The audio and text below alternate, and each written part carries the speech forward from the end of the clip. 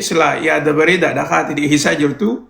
Ammoo warri gartee afaan qawweetiin gaara keessaa qabsoo godhaa jiranis yaada gartee ati dhiyeessaa jirtu kana yeroo fudhatan bira jiranii isaanis gartee Itoophiyumaa fi qabsaa'aa jiranii akkasuma sanitti warri gartee afaan nagayaatiin jijjiirama uummata keenyaaf finna jechaa jirus yeroo tanatti Itoophiyumaa gartee dursanii fi qophaa'aa jiran takkaa'u gartee qabsoo gaggeessaa jiran.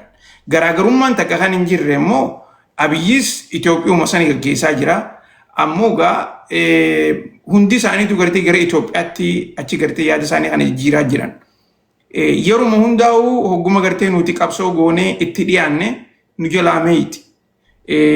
Yoo dhugaa dubbanne an akka gartee nama tokkotti wanni ani yeroo hedduu irraa dubbadhu saniin gartee amma dura yuus gareeleen gartee jijjiirama kana fidde isaanumaatutu aangoo itti fufa malee takkaa'u isaan warruma gartee dursoo aangoo fudhateetu itti fufa.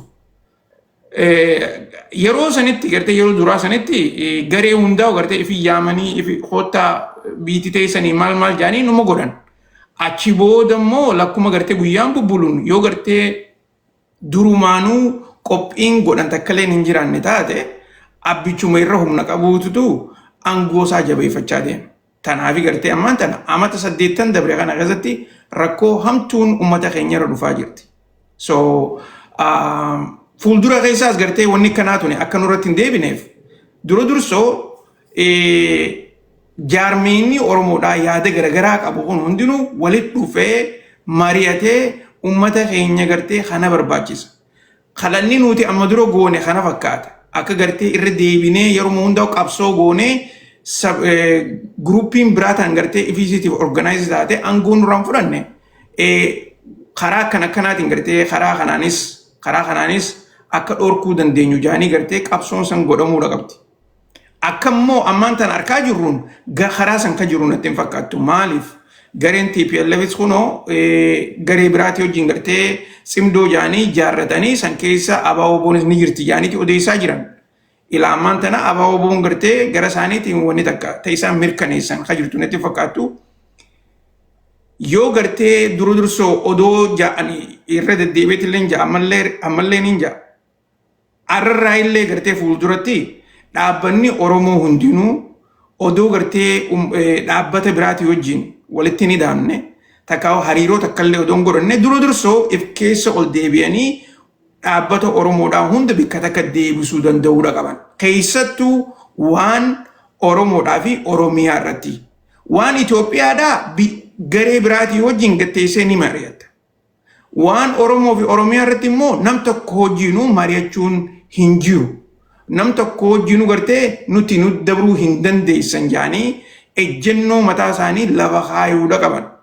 Yoo gartee ejjennoo san lafa keenya hin taate ammallee Itoophiyaa keessatti warreen poolitikaa adda addaa deeggaruu fedhuun naannoo gartee Tigraay irraa dhufan naannoo Amaaraatti irraa haa dhufanii isaan hundinuu wanni isaan barbaadan 4 kiiloo. Bu'uura gartee biyyattiidhaati barbaadan bu'uurri biyyattii jechuun Oromiyaa jechuudha. So ikonomiin achi jirti, waraanni achi jira, wannummaan gartee isaan barbaadan hundinuu akkuma gartee ammaan tana irra deddeebi'anii dubbatan taankii fi baankiin Finfinnee keessa jirti. Sanii ta'e isaan barbaadan. Tanammoo ilaarran tanaa jaarmiyoota keenyaaf ifan ta'in odoo ifii isaaniitiif as keessa deebi'anii marii waliin hin goone odoo waliin dhageenye namayyuu gartee gara adda addaatiin deebi'anii warreen gartee biraatii wajjin walii ta'uun kuni qabsoo teenya fuuldura kan tarkaanfachiisu natti hin fakkaattu. Irra deddeebi'es gartee wanni jiru kana arrallee yoo ta'e ABO'n yoo dandeesse gareelee Oromoota biraatii wajjin gatta'anii marii godhuu qaban. Yoo isaan jabaatan Abiyyi mataan isaatu ABO's barbaade jaarmee Oromoo kabiraas barbaadeeti hoottaamee waliin marii goonaa jedhee ni gaafata. Keessattuu gartee yeroo ammaa mootummaan federaalaa gara lolaa achi gargalaa jirtu jechuudha. Okay? So guutumatti gartee ani akkaan jirutti waan akkanaa tana irra deddeebine haasa'uudha qabna.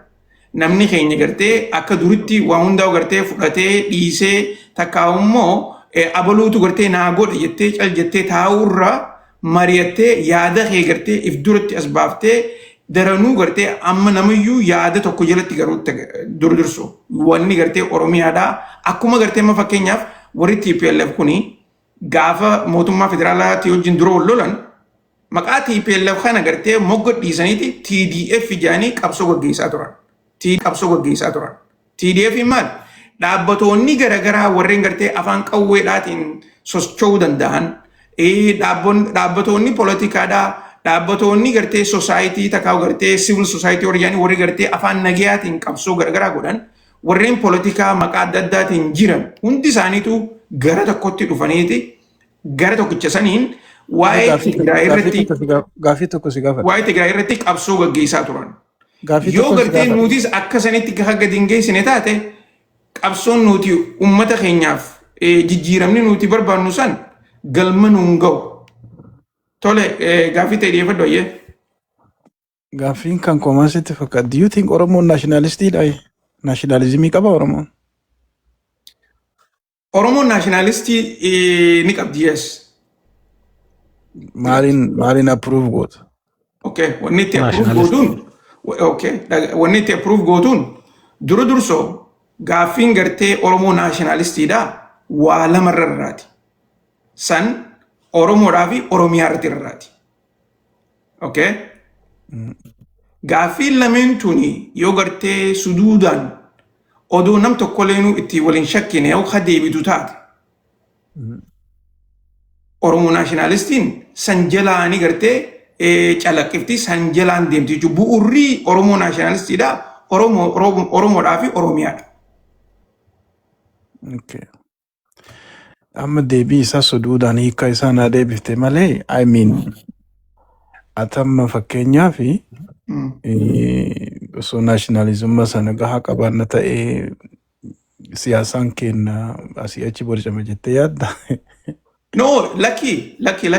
Wanni keenya gartee kan ammaan tana jeequmsi adda addaa kan jiraatu waan nuti gartee saba guddaa taaneef takkasanii kana keessa yaada lamaatu jira kan gartee yeroo dheertuu wal falmaa jiru qabsoo Oromoo keessatti.